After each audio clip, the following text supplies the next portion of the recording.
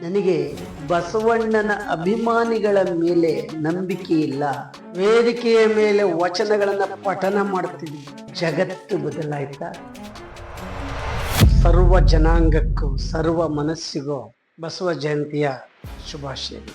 ಪ್ರತಿ ವರ್ಷನೂ ಕೂಡ ಬಸವ ಜಯಂತಿಯನ್ನ ಮಾಡ್ತಲೇ ಇರ್ತೀವಿ. ಕೆಲವರು ಪ್ರಾಮಾಣಿಕವಾಗಿ ಮಾಡಿದ್ರೆ, ಕೆಲವರು ನೈತಿಕವಾಗಿ ಮಾಡಿದ್ರೆ, ಕೆಲವರು ಡಾಂಬಿಕತನದಿಂದ ಮಾಡಿದ್ರೆ.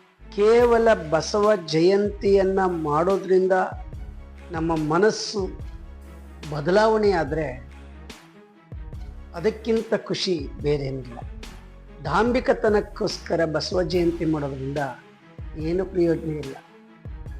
12ನೇ ಶತಮಾನದಿಂದ ಬಸವಣ್ಣನವರ ವಚನಗಳನ್ನು ಕೇಳ್ಕೊಂಡು ಬರ್ತಲೇ ಇದ್ದೀವಿ.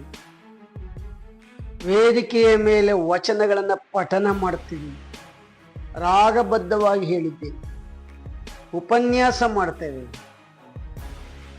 ಜಗತ್ತು ಬದಲಾಯ್ತಾ? ಜಗತ್ತು ಬದಲಾಗುತ್ತೋ ಏನೋ ಗೊತ್ತಿಲ್ಲ ನನಗೆ. ನಾವು ಬದಲಾಗಿದ್ದೆವ? ನನಗೆ ಬಸವಣ್ಣನ ಅಭಿಮಾನಿಗಳ ಮೇಲೆ ನಂಬಿಕೆ ಇಲ್ಲ, ಬಸವಣ್ಣನ ಅನುಯಾಯಿಗಳ ಮೇಲೆ ನಂಬಿಕೆ ಇದೆ. 12ನೆಯ ಶತಮಾನದಲ್ಲಿ ಹೇಳದಂತ ಬಸವಣ್ಣ ಒಂದೇ ಒಂದು ವಚನವನ್ನ ನಾವು ಮೈಗೂಡಿಸ್ಕೊಂಡ್ರೆ ನಮ್ಮ ಇಡೀ ಮಾನವ ಪ್ರಪಂಚ ಬದಲಾಗುತ್ತೆ. ಕಳ ಬೇಡ ಕುಲ ಬೇಡ ಉಸಿಯ ನುಡಿಯಲು ಬೇಡ ಮುನಿಯ ಬೇಡ ತನ್ನ ಬಣ್ಣಿಸಬೇಡ ಇದಿರ ಹಳಿಯಲು ಬೇಡ. ಇದೇ ಅಂತರಂಗ ಶುದ್ಧಿ, ಇದೇ ಬಹಿರಂಗ ಶುದ್ಧಿ. ಎಸ್, ಕಳಬೇಡ ಅಂತಕ್ಕಂಥ ಒಂದೇ ಒಂದು ನುಡಿಯನ್ನ ನಾವು ಮೈಗೂಡಿಸ್ಕೊಂಡಿದ್ರೆ ಇವತ್ತು ಕಳತನ ಆಗ್ತಿರ್ಲಿಲ್ಲ, ಮೋಸ ವಂಚನೆ ದಗಕೋರ್ತನ ನಡೀತಿರ್ಲಿಲ್ಲ, 420 ಕೇಸ್ಗಳಾಗ್ತಿರ್ಲಿಲ್ಲ, IPC ಸೆಕ್ಷನ್ನೇ ಬೇಕಿರಲಿಲ್ಲ, ಮೆಕಾಲೆ ನಮಗೆ ಬರಬೇಕಾಗಿರ್ಲಿಲ್ಲ, ಪೊಲೀಸ್ ಸ್ಟೇಷನ್ಗಳೇ ಬೇಕಿಲ್ಲ. ಅದನ್ನು ಬಯಾಟ್ ಮಾಡ್ತಾ ಮಾಡ್ತಾ ಮಾಡ್ತಾ ತನ್ನೊಳಗಡೆ ಇರ್ತಕ್ಕಂಥ ಕಲ್ಮಶವನ್ನ ದೂರ ಮಾಡದಲ್ಲೇ ಪೊಲೀಸ್ ಸ್ಟೇಷನ್ಗಳು, IPC ಸೆಕ್ಷನ್ಗಳು ಜಾಸ್ತಿ ಆಗ್ತಾ ಇದೆ, 420 ಕೇಸ್ಗಳು ಜಾಸ್ತಿ ಆಗ್ತವೆ. ಈಗ ಅದರಲ್ಲಿ ಭಾರತೀಯ ನೀತಿ ಸಂಹಿತೆ BNS ಬರ್ತಾ ಇದೆ. ಕೊಲಬೇಡ, ತನ್ನನ್ನ ಮಾತಿನ ಮುಖಾಂತರ ದೈಹಿಕವಾಗಿ ಸಾಮಾಜಿಕವಾಗಿ ಕೊಲಬೇಡ ಅಂತ ಹೇಳಿದ್ರು ಆಗ್ಲೇ ಬಸವಣ್ಣ. ಇವತ್ತು ಪ್ರತಿಯೊಬ್ಬರು ಮಾತೆತ್ತಿದ್ರೆ ಸಾಕು ಕೊಲ್ಲುವಂತ ಮಾತುಗಳನ್ನಾಡ್ತಾರೆ. ಈ ಚಿಕ್ಕ ಚಿಕ್ಕ ಪ್ರಾಣಿಗಳಂತೆ ಇಡೀ ದೇಹವನ್ನು ಕೊಲ್ಲುವ ರೀತಿಯ ಮಟ್ಟಕ್ಕೆ ಹೋಗಿದೆ ನಮ್ಮ ಮನಸ್ಸು.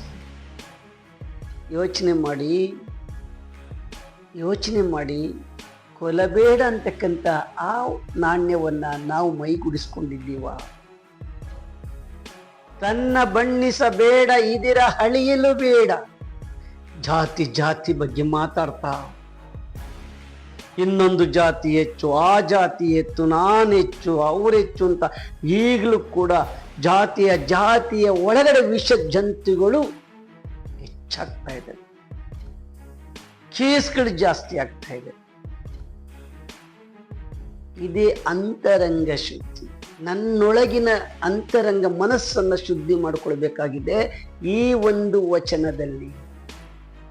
ಈ ಒಂದು ವಚನವನ್ನ ಬಹಿರಂಗ ಶುದ್ಧಿ, ಈ ಒಂದು ವಚನವನ್ನ ನಾವು ಮೈಗೂಡಿಸ್ಕೊಂಡ್ರೆ ಅಂತರಂಗ ಬಹಿರಂಗ ಶುದ್ಧಿ ಆಗೋದ್ರ ಜೊತೆಗೆ ಈ ಜಗತ್ತು ನಿಷ್ಕಲ್ಮಶವಾಗಿ ಜೀವನ ಮಾಡಿ. ಸ್ನೇಹಿತರೆ, ಕೇವಲ ಬಸವಣ್ಣನ ಜಯಂತಿಯನ್ನ ಮಾಡ್ತೇವೆ. ಯಾವ ಬಸವಣ್ಣ ಹೇಳಿದ್ರು ಮೂರ್ತಿ ಪೂಜೆ ಬೇಡ ಅಂತ ಹೇಳಿ ಆ ಮೂರ್ತಿಗಳನ್ನ ಇಟ್ಕೊಂಡೇ ನಾವು ಆಡಂಬರ ಮಾಡ್ತೇವೆ. ಬಸವಣ್ಣನ ಫೋಟೋವನ್ನ ಹೆಸರನ್ನ ಹೇಳ್ಕೊಂಡು ಅಧಿಕಾರ ದಾಹ ಮಾಡ್ತಾ ಇದ್ದೀವಿ. ಇದೆಲ್ಲವೂ ಬೇಕ ಯೋಚನೆ ಮಾಡಿ. ಇವತ್ತು ಆ ಬಸವಣ್ಣ ನಮ್ಮ ಮುಂದೆ ಇದ್ದಿದ್ರೆ ಏನಾಗ್ತಿದ್ದೋ ಗೊತ್ತಿಲ್ಲ. ಅಂತ ಬಸವಣ್ಣನೂ ಕೂಡ ನಾವು ಬಿಟ್ಟಿಲ್ಲ. ಆದರೂ ನಾನು ಮನದಾಳದಲ್ಲಿ ಹೇಳ್ತೇನೆ, ಕೇವಲ ವಚನ ಪಠನ ಮಾಡಲಿಕ್ಕಾಗಿ ಆ ವಚನವನ್ನು ಮೈಗೂಡಿಸ್ಕೊಳ್ಳೋದು ಬೇಡ. ಆಡಂಬರ ಡಾಂಬಿಕತನಕ್ಕಾಗಿ ಮೂರ್ತಿ ಪೂಜೆ ಮಾಡೋದನ್ನ ಕಣಿಸೋಣ.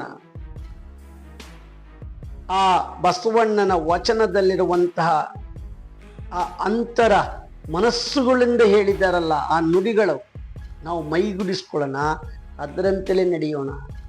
ಆಗ ಈ ಜೀವನ ಸಾರ್ಥಕವಾಗುತ್ತೆ. ಮತ್ತೆ ಬಸವಣ್ಣ ಹುಟ್ಟಿ ಬರ್ತಾನೆ ಅಂತ ಅನ್ನೋದು ಸುಳ್ಳು, ಖಂಡಿತ ಹುಟ್ಟಲ್ಲ. ಬಸವಣ್ಣನ ಆ ವಚನಗಳು, ಅವರ ಬದ್ಧತೆ, ಪ್ರಾಮಾಣಿಕತೆ, ಸಾಮಾಜಿಕ ಬದ್ಧತೆ ಇತ್ತಲ್ಲ, ಆ ಬದ್ಧತೆಯನ್ನು ನಮ್ಮಲ್ಲಿ ಮೈಗೂಡಿಸ್ಕೊಂಡ್ರೆ ನಮ್ಮೊಳಗಡೆ ಒಬ್ಬ ಬಸವ ಇದ್ದಾನೆ, ನನ್ನೊಳಗಡೆ ಒಬ್ಬ ಬಸವ ಇದ್ದಾನೆ. ಪ್ರತಿಯೊಬ್ಬರಲ್ಲೂ ಬಸವ ಇರಲಿ, ಬಸವನ ತತ್ವಗಳಿರಲಿ, ವಚನಗಳಿರಲಿ, ಅದರಂತೆ ನಡೆದಂತೆ ನುಡಿದಂತೆ ನಡೆಯೋಣ. ಕಾಯಕವೇ ಕೈಲಾಸ. ಇಲ್ಲ, ಈಗ ಏನಾಗಿದೆ ಗೊತ್ತಾ, ಕಾಸಿದ್ರೆ ಕೈಲಾಸ. 12ನೇ ಶತಮಾನದಲ್ಲಿ ಕಾಯಕವೇ ಕೈಲಾಸ, ವರ್ಕ್ ಈಸ್ ವರ್ಷಿಪ್ ಅಂದ್ರು ಬಸವಣ್ಣ. ಇವತ್ತು ಯಾವ ಸ್ಥಿತಿಗೆ ಬಂದಿದೆ ಅಂದ್ರೆ ಕಾಸಿದ್ರೆ ಕೈಲಾಸ ಅನ್ನೋದಾಗೋಗಿದೆ. ಬನ್ನಿ, ಅದನ್ನೆಲ್ಲ ಬದಿಗಿಟ್ಟು ನಾವೆಲ್ಲ ಮಾನವರಾಗೋಣ. ಮಾನವ ಕುಲಕ್ಕೆ ಜೈ, ಕಾಯಕಕ್ಕೆ ಜೈ. ಕಾಯಕ ಮಾಡೋಣ, ಇನ್ನೊಬ್ಬರ ಮನಸ್ಸಿಗೆ ನೋವಾಗ್ದಂಗೆ ನಡ್ಕೊಳ್ಳೋಣ. ಅದೇ ಧರ್ಮ. ನಮಸ್ಕಾರ.